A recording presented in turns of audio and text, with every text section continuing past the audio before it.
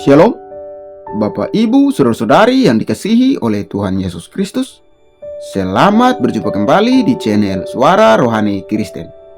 Pada kesempatan malam hari ini, kita akan sama-sama mendengarkan khotbah yang akan disampaikan oleh Ibu Pendeta Debbie Basjir dengan tema komunikasi yang sehat di dalam keluarga. Dan sebelum kita mendengarkan khotbah pada malam hari ini, saya akan membacakan ayat firman Tuhan yang terambil di dalam Amsal pasal 25 ayat 11 sampai ayatnya yang ke-12. Perkataan yang diucapkan tepat pada waktunya adalah seperti buah apel emas di pinggan perak. Teguran orang yang bijak adalah seperti cincin emas dan hiasan kencana untuk telinga yang mendengar. Amin. Tepuk tangan buat Tuhan Yesus, saudara. Iya, silakan duduk. Shalom. Bagaimana kabarnya hari ini? Luar biasa ya, walaupun ada masalah tetap luar biasa. Saya suka jemaat di sini ya, selalu luar biasa. Iya, saudara, tema firman Tuhan hari ini adalah komunikasi yang sehat di dalam keluarga.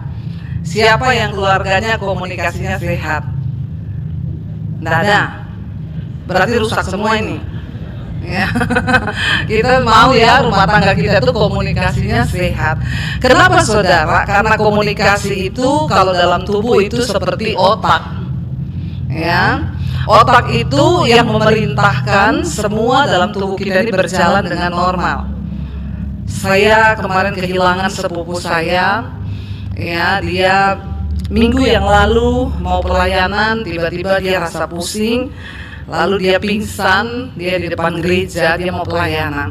Dibawa ke rumah sakit, dokter bilang pendarahan di otak, dioperasi sampai dia meninggal kemarin. Dia tidak sadar. Kemarin ya dapat kabar dari suaminya waktu pagi sebelum dia meninggal. Suaminya bilang, kata dokter, otaknya sudah tidak berfungsi karena batang otaknya sudah mati. Ya, ada pembekuan darah di batang otak dan otaknya sudah tidak bisa memerintahkan untuk pernafasannya, untuk tekanan darahnya itu ternyata semua diatur dari otak. Jadi dia sekarang hanya hidup full ditopang oleh alat bantu dari rumah sakit. Kita tinggal tunggu kata dokter sampai tubuhnya tidak lagi menerima alat bantu, maka ya sudah ya kehendak Tuhan yang terjadi. Dan kemarin siang dia meninggal dunia saudara ya, masih umur 54-55. Waktu saya diusir dari rumah dulu dia yang tampung saya di kos-kosannya saudara. Ya, dan otak manusia itu ternyata memegang peranan yang penting dalam kehidupan. Seperti komunikasi dalam keluarga. Kalau komunikasi putus ya kayak tadi, ya semuanya akan mati. Waktu komunikasi putus, maka tidak ada aliran darah, ya tidak ada lagi yang bisa mengatur pernafasan. Ya, saya melihat sekarang banyak keluarga rumah tangga yang sudah mati rasa, saudara. Jadi, ya bertahun-tahun berumah tangga tapi tidak bicara. Ya, saya tanya satu kali sama seorang istri, kamu kok bisa sama suamimu nggak ngomongan? Ya, kenapa? Males bu, kalau omongan berantem. Ya, ini lebih parah lagi, bukan ini ya hidup kagak mati kagak, ini sekarat. Yang mending mati sekalian gitu ya daripada kayak begini, benar nggak saudara? Ada juga ya sampai mati. Saya melihat ada keluarga yang mereka pisah ranjang, mereka ada omongan tapi mereka nggak bercerai. Katanya gini, karena di dalam keluarga kami, di dalam family kami itu pantang untuk bercerai. Kelihatannya bagus ya prinsipnya. Tapi suami istri ini hidup tidur beda kamar dan tidak saling omongan, tapi tidak cerai. Saudara bisa bayangkan kehidupan yang seperti ini itu seperti apa saudara? Ya, kenapa kita harus menjaga komunikasi yang sehat dalam rumah tangga kita? Karena kalau komunikasi sehat itu ya seperti otak tadi yang bisa melancarkan segala sesuatu. Ya, bahkan dari awal kita melihat pertama kali setan itu menipu manusia, dia membohongi ya dalam komunikasi dengan antara Allah dengan manusia. Itu pertama kali setan sudah membohongi itu saudara. Ya, ketika Tuhan berfirman kepada manusia, Tuhan bilang apa?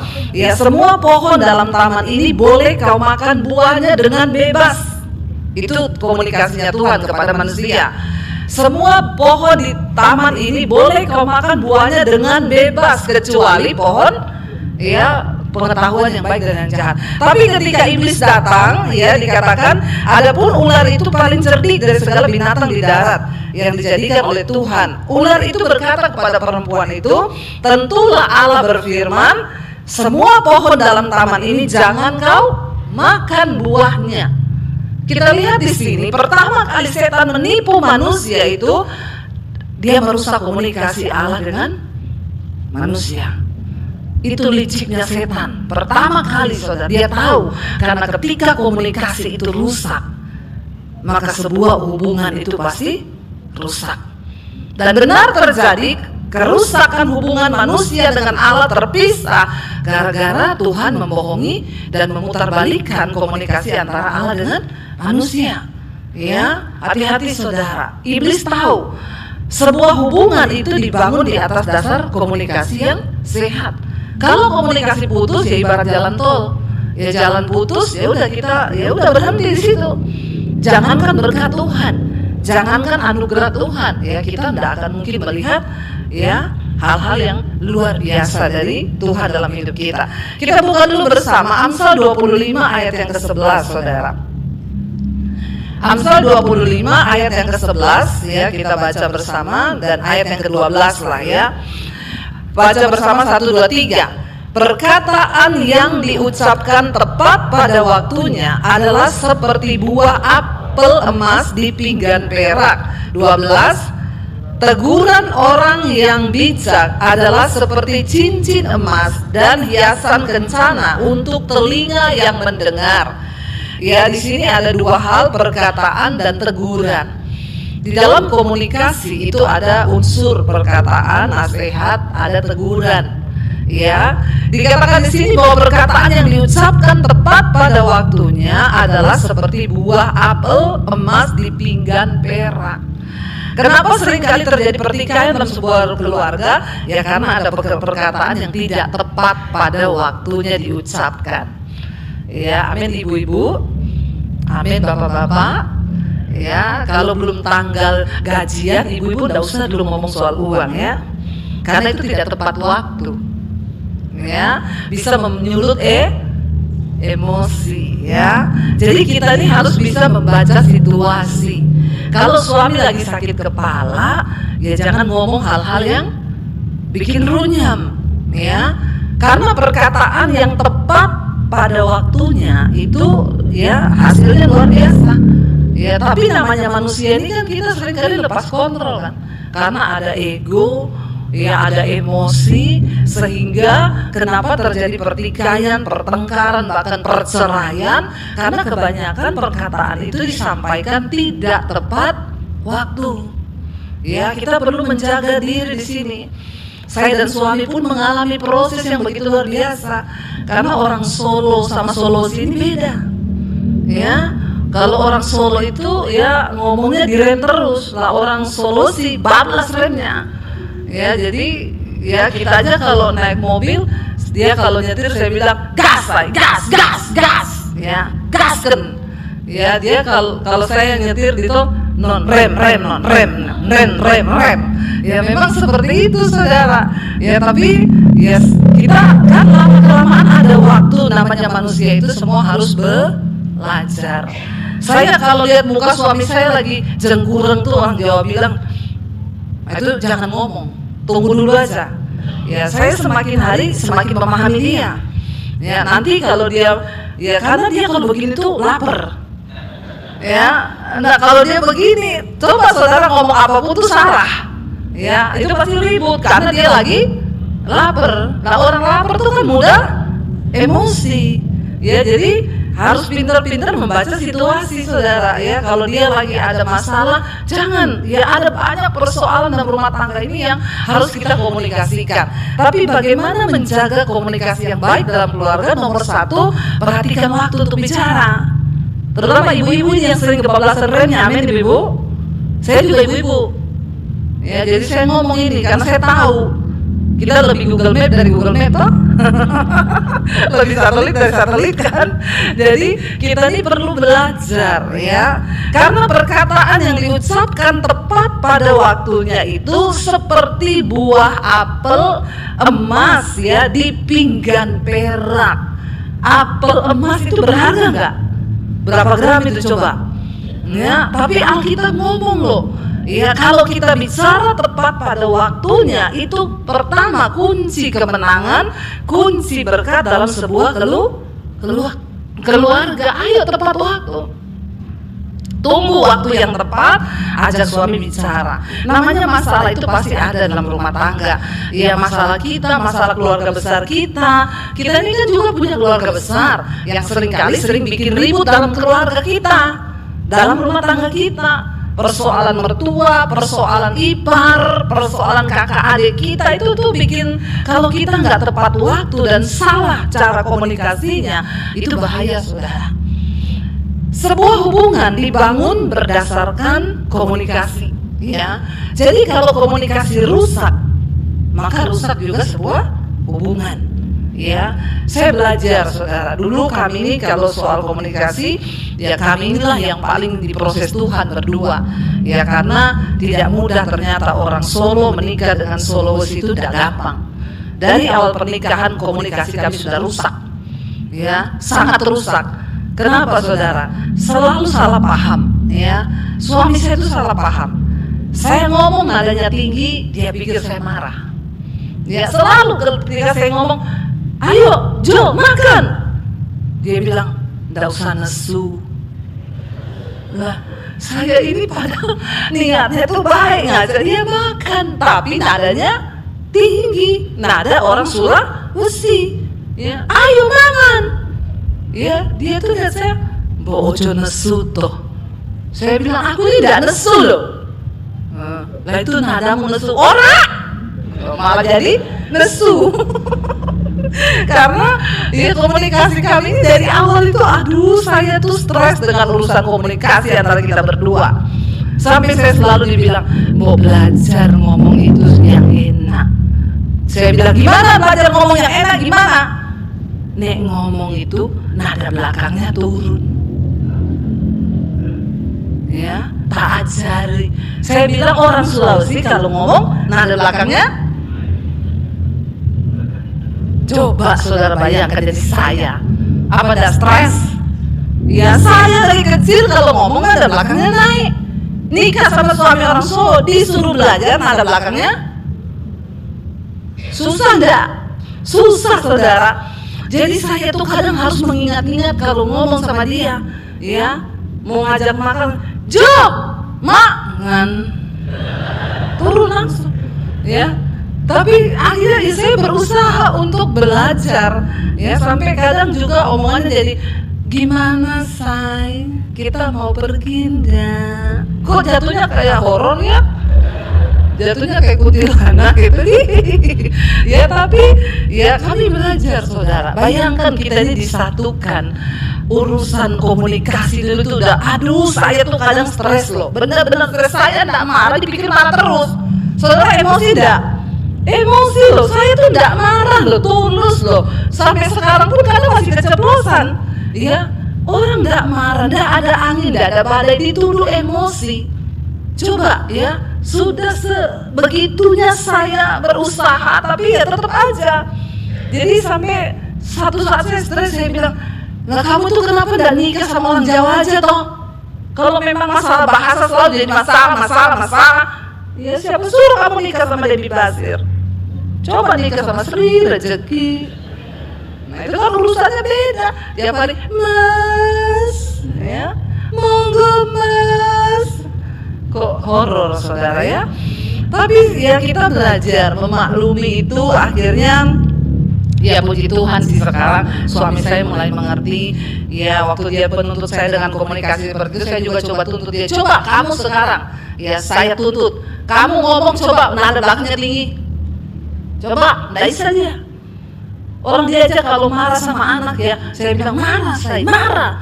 Ini udah marah. Itu enggak marah, enggak kedengeran, nyaris tak terdengar gitu ya. Enggak ada nada marahnya. Tapi menurut dia itu sudah marah. Lalu bagaimana anak mengerti bahasa komunikasinya dia marah? Ya, marahnya begitu. Papi ini marah loh. Marah begitu saudara? Enggak marah itu. Tapi ya saya tidak bisa menuntut dia juga tidak bisa menuntut saya. Tapi mari kita belajar saudara, namanya orang hidup itu tidak ada benarnya yang sempurna. Semua kita harus belajar. Semakin kesini kami berdua semakin mengerti.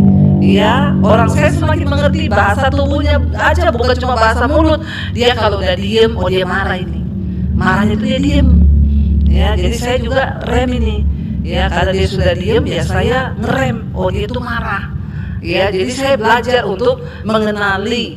Dan Alkitab berkata bahwa tadi ayat 12, teguran orang yang bijak adalah seperti cincin emas dan hiasan kencana untuk telinga yang mendengar. Saudara, indah artinya itu indah. Kalau kita dalam keluarga itu kan pasti memang harus ada saling menegur. Tidak ada keluarga yang sempurna. Semua harus dibaharui. Ya, suami itu tidak sempurna, istri juga tidak sempurna. Coba ngomong kanan kirinya, ngomong sama istrinya, sama suaminya, aku ini tidak sempurna. Coba ngomong. Ini perintah loh. Ini perintah, bukan himbauan. Ini perintah. Ngomong suami istri. Jangan ngomong sama istri orang. Ngomong sama istrimu sendiri. Aku ini belum sempurna. Suaminya juga ngomong, aku ini belum sempurna. Ya, jadi kita perlu ditegur. Amin, bapak-bapak. Nah, karena bapak-bapak itu kadang harga dirinya agak tinggi, tidak bisa ditegur. Pokoknya semua benar sendiri, maunya menang sendiri, selalu menganggap istri itu tidak ada apa-apanya. Ya, ada suami yang ngomong ke istrinya, pokoknya kamu tidak usah ikut-ikut urusan bisnisku. Kamu tuh ngertinya di dapur. Jangan salah suami, istri itu juga punya kepekaan dari Tuhan. Ajaklah istrimu berunding. Saya melihat suami-suami yang melibatkan istri, yang ngajak istri terlibat dan mau menerima masukan dari istri, itu suami-suami yang sukses. Bapak-bapak ini ada yang amin loh. Malah menatap saya dengan wajah yang aneh begitu. Bertobat kau ya. Ya, bilang amin dong. Ya, karena ketika kita ini disatukan Tuhan, percayalah saudara, dalam pernikahan itu, saya tuh kemarin bimbingan pranikah. Ada orang yang minta bimbingan pranikah, saudara. Lalu saya tanya sama kedua ini. Pertanyaan pertama yang harus ditanyakan kepada orang mau menikah, apa tujuanmu menikah? Dan rata-rata orang yang mau menikah tidak tahu kenapa dia mau menikah. Lalu kemarin saya tanya, kenapa kamu mau menikah? Kaget dia. Hah? Ya, saya juga tidak tahu. Mengerikan dah saudara. Bayangkan ya orang tidak mengerti tujuan kenapa dia menikah. Jangan-jangan di sini bapak-bapak juga saya tanya kenapa menikah tidak tahu. Ngeri ya. Dari sini saya tahu dan saya belajar betapa pentingnya bimbingan pranikah itu dalam gereja. Pertanyaan pertama, ya, kenapa kamu mau menikah? Tidak tahu. Saya bilang, kamu bayangkan ya, kamu mau pergi ke satu tempat, tapi kamu tidak tahu tujuannya. Kamu ngapain? Ya muter-muter loh. Masa mau pergi gak ada tujuan? Mau buka map itu mau kemana kita tidak tahu. Lalu ketika masuk dalam pernikahan, mau dibawa kemana? Ada lagunya, mau dibawa kemana hubungan kita, ya enggak? Ya, mau dibawa kemana? Sedangkan tujuan aja tidak tahu. Ya, kenapa Tuhan itu mau kita itu menikah? Ya karena Alkitab bilang gak baik kalau kita ini seorang diri. Ya, pria-pria tidak baik. Makanya diberi seorang penolong. Kau harus tahu bahwa istri itu diberi kepadamu itu sebagai seorang penolong. Jadi libatkan istri agar bisa menolong. Istri-istri juga harus punya hubungan yang dekat dengan Tuhan supaya kau bisa menjadi penolong, bukan perong. Amin. Ya, kalau hubunganmu dengan Tuhan jauh, ya tidak ada kepekaan. Tapi seorang istri yang dekat dengan Tuhan, ya dia punya kepekaan untuk bisa menunjukkan juga jalan kepada suaminya. Sebab kadang suami itu pengennya terburu-buru, pengennya cepat, tapi kan tidak semua keputusannya itu benar. ya libatkan istri, berkomunikasilah dengan baik. Saya melihat orang-orang laki-laki yang melibatkan istri itu berkatnya itu luar biasa dari Tuhan. Amin bapak-bapak. Ya, coba lihat istrinya bilang, sayang ya, aku mau kamu terlibat ya dalam setiap keputusan di hidupku. Nah gitu dong ya. Ada yang bisik gini, nggak usah ikut-ikut kau. Gitu, saya suruh bisik ya, bilang supaya terlibat, jangan ikut-ikut kau, bertobat. Nah saudara, kita buka bersama yuk, kita lihat. Kita buka bersama di dalam Roma, Yakobus dulu. Saya pengen kita baca Yakobus ya. Salah satu juga teknik agar komunikasi dalam keluarga kita itu baik, buka Yakobus pasal yang pertama ayat 19 ya dan ayat 20. Yakobus 1 ayat 19 dan ayat 20 kita lihat.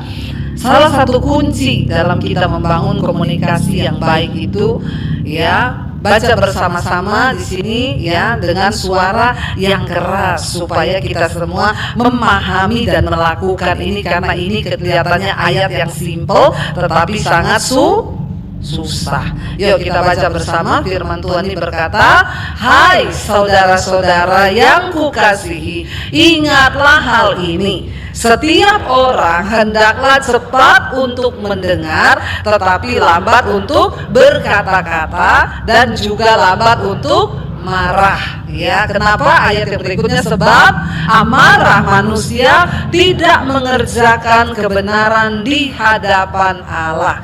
Kembali ke ayat yang tadi ya 19. Hai saudara-saudara yang kukasihi, ingatlah hal ini. Setiap orang hendaklah cepat untuk mendengar, tetapi lambat untuk berkata-kata. Pada prakteknya yang kita lakukan cepat apa? Lambat berarti kita semua harus bilang kanan kiri, bertobat. Ya, bertobat. Karena Alkitab suruh kita ini lambat untuk berkata-kata, cepat untuk mendengar. Tapi dalam hidup selalu kita cepat untuk, lambat untuk bahkan kadang dengerin dulu penjelasan, enggak usah ngomong, aku enggak mau denger. Itu kan yang terjadi. Dosa enggak kita? Dosa. Kadang istri mau ngomong, aku kasih kesempatan, enggak usah ngomong. Ya, suami juga kadang ngomong sama istri, aku mau ngomong ini loh, enggak usah, enggak perlu ngomong. Ya sudah, maka di situ terputuslah komunikasi. Apalagi berantemnya 3 hari 3 malam, tidak bicara, maka setan masuk dalam rumah tanggamu. Kau marah, hatimu panas. Alkitab bilang waktu kita marah, ayat tadi bilang apa? Sebab amarah manusia itu mengerjakan sesuatu yang tidak berkenan di hadapan Tuhan. Waktu kita marah, perkenanan Tuhan itu tidak ada di dalam hidup kita. Ayo saudara, dengan jelas firman Tuhan ini berkata, hendaklah kamu itu cepat untuk mendengar dan lambat untuk berkata-kata. Coba ya kalau semua orang dalam rumah tangga itu, aku mau ngomong, iya ngomong dulu saya, tak dengar. Ya, istri yang ngomong sampai istrinya berhenti, dia tanya, sudah? Iya sudah. Terus? Dah, kamu dengar? Nggak, aku budek. Jangan saudara ya. Ternyata istri yang ngomong, ya dia diam terus. Kenapa? Budek. Nah ini. Ayo kita beri kesempatan. Kalau kita semua coba bayangkan kalau udah mau ribut nih, terus tiba-tiba kamu dulu ngomong. Nggak, kamu dulu. Nggak, kamu. Jadi marah nggak? Nggak jadi. Ya. Tapi kita ini dalam prakteknya selalu cepat untuk berkata-kata. Memang makanya mulut ini perlu direm. Hati-hati loh saudara. Ada pepatah yang berkata, karena mulut badan binasa. Banyak orang akhirnya mati, ya bahkan terbunuh juga gara-gara perkataan mulut. Apa yang kau ucapkan itu yang akan terjadi. Makanya berhati-hati dengan mulut. Beri waktu untuk mendengar. Ya, lebih baik cepat untuk mendengar, lambat untuk berkata-kata, dan juga lambat untuk marah. Ini memang teknik komunikasi yang sangat luar biasa. Ya, mendengar, berkata-kata, marah ini memang satu paket nih.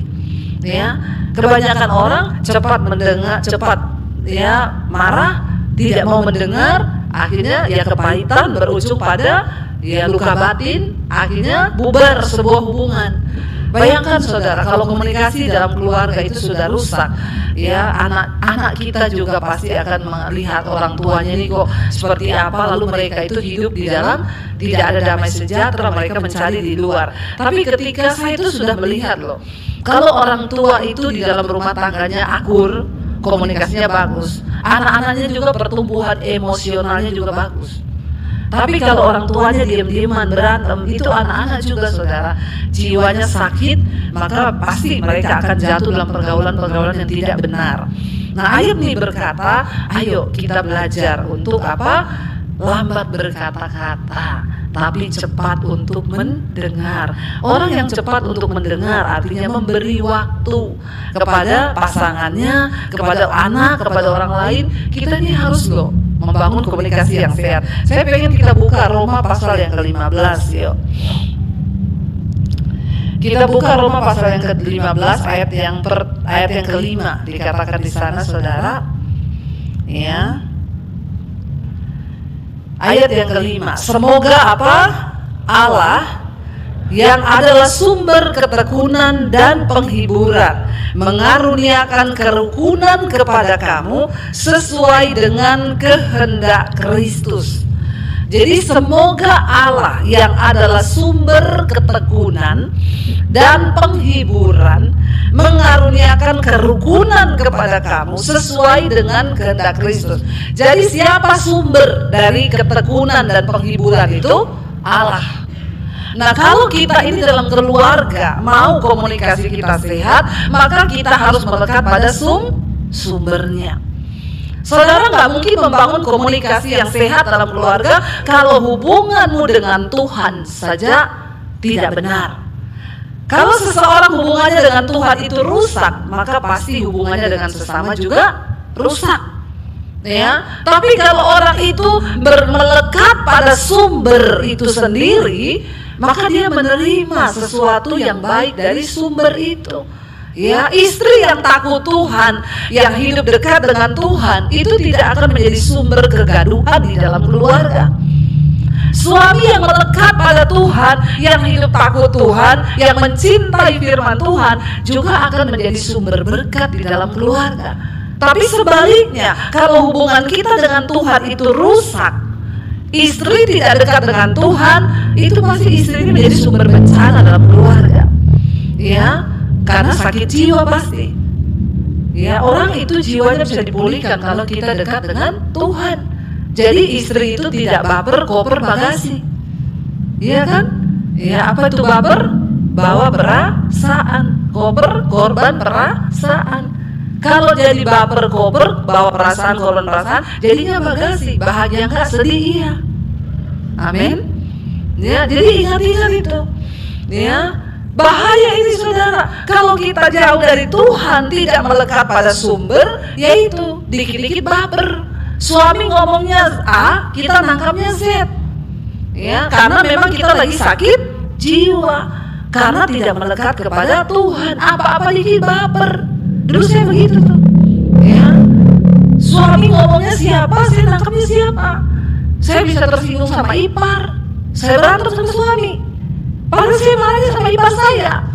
Ya, dan belum tentu memang seperti itu. Padahal karena sayanya sendiri yang yaitu tadi baper, jadi korban perasaan. Terus-terusan merasa aku ini korban. Orang tuh kalau sudah mentalnya korban, bahaya loh saudara. Ya, bayangkan istri-istri yang seperti ini membangun keluarga, maka anak-anakmu juga seperti itu. Sekarang kan banyak tuh anak-anak yang merasa dia menjadi korban, apalagi Gen Z sekarang ini. Saya suka bilang nih Gen Z. Ya, supaya mereka itu punya power, tenaga. Ya, Gen Z sekarang ini paling riskan saudara, karena merasa terus-terusan korban. Nggak tahu apa yang salah. Gen Z sekarang ini, generasi sekarang dibesarkan dengan media sosial. Ya, tidak dengan firman. Jadi imannya ya gampang lempem.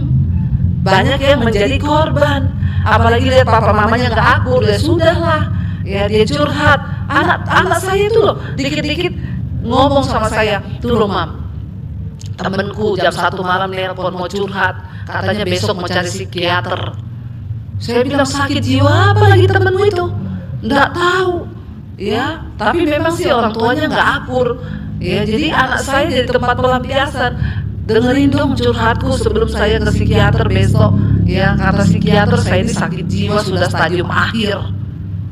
Ya, cuma yang anehnya saya bilang sama anak saya, kamu suruh mereka tuh ke Tuhan. Anak saya bilang, kamu tuh ke Tuhan. Aku juga kadang-kadang sumpek, tapi aku dengar lagu rohani, udah nangis, udah selesai. Ya, jawabannya apa tahu nggak teman-temannya? Kayaknya Tuhan nggak bisa tolong deh kalau yang satu ini. Saya bilang, kalau dia bilang itu ngomong aja ke setan sana. Siapa tahu setan bisa tolong kau. Ngeri nggak saudara? Udah stres, disuruh datang ke Tuhan, ngomongnya Tuhan nggak bisa nolong. Lah kalau Tuhan nggak bisa nolong, ikut siapa coba? Ya, bertobat loh. Ini keadaan zaman sekarang anak-anak muda ini. Ya saya bilang sama anak saya, ya udahlah kamu menjadi berkat lah buat teman-teman. Banyak sekali saudara yang curhat katanya sudah ke psikiaternya anak-anak muda ini. Saya bilang astaga, baru umur segitu, belum berumah tangga ini belum. Ya, belum berumah tangga, sudah menjadi langganan psikiater. Dan ngomong Tuhan nggak bisa tolong. Dan mereka ini anak-anak orang Kristen yang setiap hari Minggu itu ke gereja. Tiap ada konser rohani nonton. Di gereja juga kalau nyanyi lompat-lompat. Maka saya bilang hati-hati saudara. Kita gereja jangan kehilangan kuasa. Ya bukan hanya sekedar lompat-lompat, tapi orang harus ketemu Tuhan. Kenapa? Karena dikatakan Allah adalah sumber ketekunan, sumber penghiburan, ya sumber kerukunan, sumber damai sejahtera. Kalau semua anggota keluarga mendekatkan diri kepada Tuhan, maka rumah tangga itu menjadi luar biasa. Ya, tidak gampang kecewa, tidak gampang tersinggung, tidak gampang terluka. Bapak-bapak, ya saya mau bilang nih sama bapak-bapak sebagai imam dalam keluarga. Keluargamu itu dibawa kepada Tuhan itu tergantung dari bapak-bapak lo di sini. Karena Alkitab berkata setelah Kristus itu ada suami sebagai kepala keluarga. Ya, dan saya temukan banyak dalam keluarga Kristen justru yang hubungannya dengan Tuhan rusak itu adalah bapak. Tapi di sini tidak semuanya bapak-bapaknya luar biasa. Ya, semoga mengerikan. Kenapa banyak keluarga dan rumah tangga Kristen hancur? Karena fungsi Alkitabiah di dalamnya itu hilang. Alkitab berkata setelah Kristus ada suami sebagai kepala keluarga. Suami itu harus membawa keluarga ini dekat kepada Tuhan. Yang ada kalau suami diajak doa yuk. Kamu aja yang doa, nanti doakan saya ya, titip. Nih banyak bapak-bapak begitu. Ya kayak kemarin kesaksian di mesbah doa. Tiap kali istrinya ajak mesbah doa, ayo Pak mesbah doa. Kamu aja, gak usah ngajak-ngajak. Aku mau nongkrong sama teman-temannya. Pergi tinggalin istrinya mesbah doa sendiri. Tiap hari diajak, Pak dengerin khotbah nih bareng yuk di YouTube bagus khotbahnya. Enggak, kamu aja pergi dia. Satu saat Tuhan mendengar doa istrinya. Bapak ini kena asam lambung. Karena kena asam lambung, tidak bisa pergi. Asam lambung itu siksa saudara. Ada di sini yang kena asam lambung? Ya, tidak ada. Semoga tidak ada, jangan ada. Yang namanya asam lambung itu kalau kena kayak mau mati. Saya pernah sekali gara-gara pelayanan capek, perut kosong makan duren Makassar. Waduh itu gasnya saudara. Itu saya asam lambung saya naik. Di situ saya baru pertama kali rasa, aduh kayak asam lambung tuh kayak gini tuh. Mau mati saya bener. Nggak bisa berdiri, nggak bisa duduk, nggak bisa tidur. Jadi di kamar hotel saya nyadar di meja begini, Tuhan tolong Tuhan Yesus Tuhan. Ternyata nggak bisa gerak. Itu asam lambung kalau naik, itu saya baru rasa sekali itu. Nah itu gitu suaminya kena asam lambung. Dia ajak istrinya, ayo Pak mesbah doa, sudah asam lambung, tapi kau saja mau nongkrong, ada kan? Ayo Pak asam lambung, ayo Pak asam lambung, ayo Pak mesbah doa, puter, mau dengar mesbah doa, karena sudah kena asam lambung. Nggak sembuh-sembuh, periksa ke dokter, dikasih dokter obat saudara, satu kresek diminumin, nggak sembuh juga. Akhirnya mulai ngomong ke istrinya, aku mau cari Tuhan. Ternyata minum obat juga nggak sembuh, makanya cari Tuhan. Satu saat Pas dia cerita dengerin khotbah saya di YouTube, dia ambil semua obatnya, dia buang dalam nama Tuhan Yesus. Aku sembuh dekat sama Tuhan. Tiap hari mulai dengar khotbah, mesbah doa, sembuh tanpa obat sampai hari ini, tidak pernah kumat. Dan sekarang setiap hari mau dengar firman Tuhan. Jangan tunggu bapak-bapak kena asam lambung dulu. Jangan tunggu terbaring sakit dulu. Karena sebuah keluarga rumah tangga itu dipulihkan waktu kita ini kembali kepada Tuhan. Sebab dengan jelas ayat firman Tuhan tadi berkata, ya biarlah dikatakan tadi apa? Allah yang adalah sumber ketekunan, sumber penghiburan, itu mengaruniakan kerukunan kepada kamu sesuai dengan apa dikatakan, ya, kehendak Kristus Yesus. Dikatakan sana, ayo saudara, kita mau sungguh-sungguh untuk, ya, menjadi orang-orang yang dipakai Tuhan, untuk sungguh-sungguh menjadi orang-orang yang mau dibentuk oleh Tuhan. Coba kita lihat, kita kembali di Roma 15 tadi, ayat yang pertama sampai dengan ayat yang keempat, saudara. Di sini juga ada satu tips yang saudara perlu catat. Ini ayat dicatat, saudara pulang baca lagi di rumah, ya. Ini salah satu tip kita di dalam rumah tangga, membangun, ya, rumah tangga yang sehat, komunikasi yang baik. Kita yang kuat apa? Wajib menanggung kelemahan orang yang tidak kuat, dan jangan kita mencari kesenangan kita sendiri. Ayat 2, setiap orang di antara kita harus mencari apa? Kesenangan sesama kita demi kebaikannya, untuk apa? Untuk membangunnya, ya. Karena Kristus juga tidak mencari kesenangannya sendiri, tetapi seperti ada tertulis, kata-kata cercaan mereka yang mencerca engkau telah mengenai aku. Ya, dan dikatakan di sana, saudara, sebab segala sesuatu yang ditulis dahulu telah ditulis untuk menjadi pelajaran bagi kita, supaya kita teguh berpegang pada pengharapan oleh ketekunan dan penghiburan dari kitab suci. Dan ayat yang berikutnya baru dikatakan, semoga Allah, ya, sumber ketekunan. Jadi bagaimana kita ini, saudara, untuk membangun rumah tangga dan komunikasi yang baik? Ayo, yang kuat wajib menanggung yang lemah. Marilah kita mulai belajar mencari kepentingan dan kesenangan, ya, bagi semua anggota keluarga kita, dan jangan mencari kepentingan diri sendiri dalam keluarga. Bapak-bapak, tidak boleh egois. Amin. Ya, kita ini harus menjadi orang yang mau menyenangkan semua orang di keluarga kita, berkorban.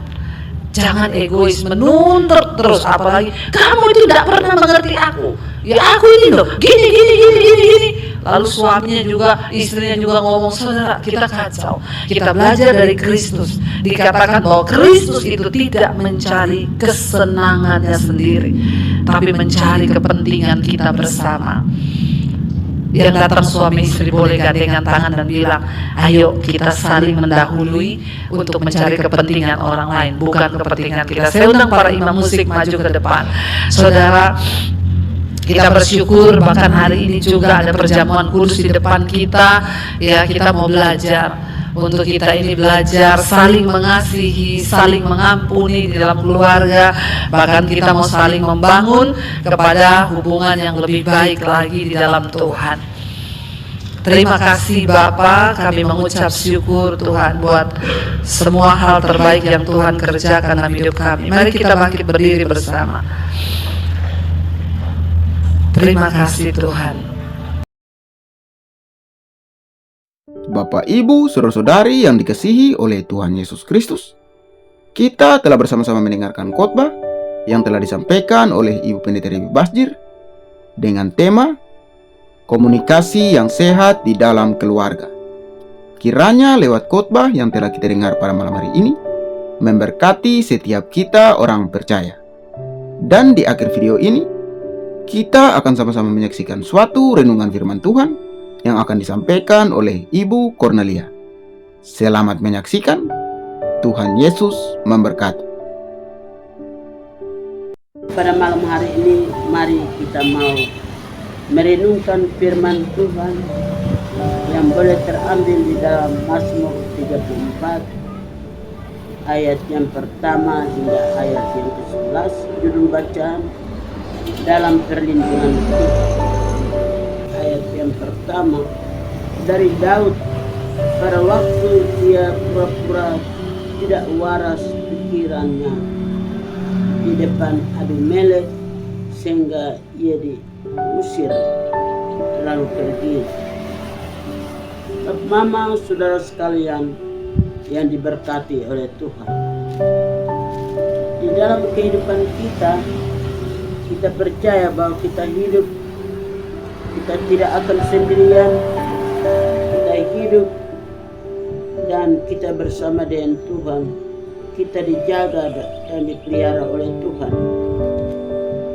Ternyata Daud dia di tengah-tengah musuh dan setru, di situ dia pura-pura gila sehingga dia diusir oleh Abimelek. Bapak mama, saudara sekalian yang diberkati oleh Tuhan, di dalam ayat yang kedua, aku hendak memuji Tuhan pada segala waktu, puji-pujian kepadanya tetap di dalam mulut. Ternyata pekerjaan daripada Daud tidak lain tidak bukan, dia tetap memuji-muji Tuhan pada segala waktu, dan apapun kendalanya dia tetap siap untuk memuliakan nama Tuhan. Dengan demikian, pekerjaan daripada Daud tidak lain tidak bukan, dia sibuk dengan Tuhan, memuji, mempermuliakan nama Tuhan. Bapak mama, saudara sekalian yang diberkati oleh Tuhan, sehingga di dalam ayat yang ketiga, karena Tuhan jiwaku bermegah, biarlah orang-orang yang rendah hati mendengarkan dan bersuka cita. Orang-orang yang merendahkan hatinya selalu diberkati oleh Tuhan, dijaga, dipelihara, dan dia diangkat dari kerendahan itu. Bapak mama, saudara sekalian yang diberkati oleh Tuhan, dia bermegah karena atas kasih dan anugerah Tuhan. Sehingga dengan demikian dia tetap bersuka cita karena atas kasih dan anugerah. Dengan demikian di dalam ayat yang kelima, ayat yang keempat, muliakan Tuhan bersama-sama dengan aku, marilah kita bersama-sama memasyurkan nama. Ternyata apapun masalah yang terjadi, kesibukan apapun, kesibukannya dia tidak pernah memperdulikan. Dia hanya siap untuk memuji, memuliakan nama Tuhan. Kesibukan daripada Daud diperhitungkan Tuhan, dan ia tidak akan sendirian. Ia selalu memuji, memuliakan nama Tuhan selagi dia dipercayakan oleh Tuhan dalam hidup. Dia memuji, memuliakan nama Tuhan berarti dari nurani hatinya dia tetap percaya bahwa bersama Tuhan pasti memberikan kemenangan. Sehingga dalam ayat yang kelima di situ dia katakan, aku telah mencari Tuhan, lalu ia menjawab aku dan melepaskan aku dari segala kegentaran. Daud tetap mencari Tuhan sehingga dia merasa aman dalam perlindungan. Dia dilepaskan dari musuh dan setru, dan atas kegentaran yang ada dia tahu bahwa Tuhan melepaskan dari hidupnya. Bapak mama, saudara sekalian yang diberkati oleh Tuhan, di dalam ayat yang ke-6, tunjukkanlah pandanganmu kepadanya, maka mukamu akan berseri-seri dan tidak akan malu tersipu-sipu. Ternyata Tuhan mengangkat wajah daripada Daud. Tetap dia berseri-seri walaupun dia datangi oleh malapetaka bencana. Tetap senyum menutupi badai dan dia percaya Tuhan membela dia. Bapak mama saudara sekalian yang diberkati oleh Tuhan, di dalam kehidupan daripada Daud lewat pandangan yang ada, dia angkat muka ke depan, dia terus berjalan dan memuji memuliakan nama Tuhan. Sehingga dalam ayat yang ke-7, orang yang tertindas ini berseru dan Tuhan mendengar, dia akan menyelamatkan dia dari segala kesesatannya. Ternyata apa yang dibuat oleh Daud selalu diberkati oleh Tuhan. Kesibukannya selalu diberkati. Segala ungkapan isi hatinya Tuhan selalu menerima dalam kehidupan, dalam kehimpitan. Sehingga dia percaya bahwa memuji Tuhan tidak akan sia-sia. Namun di dalam hidupnya dia percaya Tuhan membela dia dalam segala hal. Sehingga dalam ayat yang ke-8, malaikat Tuhan berkemah di sekeliling orang-orang yang takut akan dia, lalu meluputkan mereka. Ternyata orang-orang yang berlindung pada naungan kasih-Nya, dia luput dari segala mara bahaya, dia luput dari musuh dan setan. Dia diangkat dan dia Tuhan perintahkan untuk malaikat Allah berkemah sekeliling rumah orang percaya. Orang yang takut akan Tuhan, hidupnya diberkati oleh Tuhan. Walaupun dia di tengah-tengah banyak musuh, orang mau menyerang dia, orang mau membunuh dia, tetapi ternyata dia hidup di balik dari rasa takut. Dia hidup, dia selamat dalam pertolongan Tuhan. Bapak mama saudara sekalian yang diberkati oleh Tuhan, di dalam kehidupan dia tidak akan hidup sendirian. Sehingga dalam ayat yang ke-9 dia katakan, kecaplah dan lihatlah betapa baiknya Tuhan itu. Berbahagialah orang yang berlindung padanya. Orang yang berlindung pada Tuhan, hidupnya diberkati. Dan di mana firman Tuhan katakan, kecaplah dan lihatlah betapa baiknya Tuhan itu. Terlalu baik sekali Tuhan selalu menjaga dan melindungi orang yang takut akan Tuhan.